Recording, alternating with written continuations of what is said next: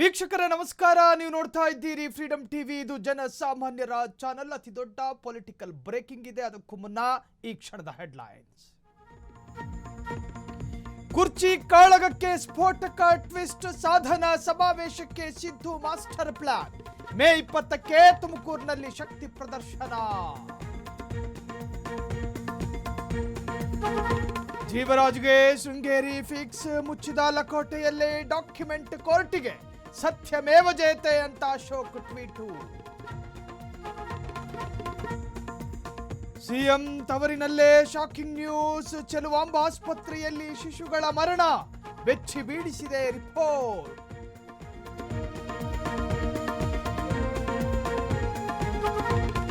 ವಾಹನ ಸವಾರರೇ ಎಚ್ಚರ ಎಚ್ಚರ. ಪೀಣ್ಯ ಮೇಲ್ಸೇತುವೆ 4 ದಿನ ಬಂದ್. ಫ್ಲೈಓವರ್ ಮೇಲೆ ಲೋಡ್ ಟೆಸ್ಟಿಂಗ್.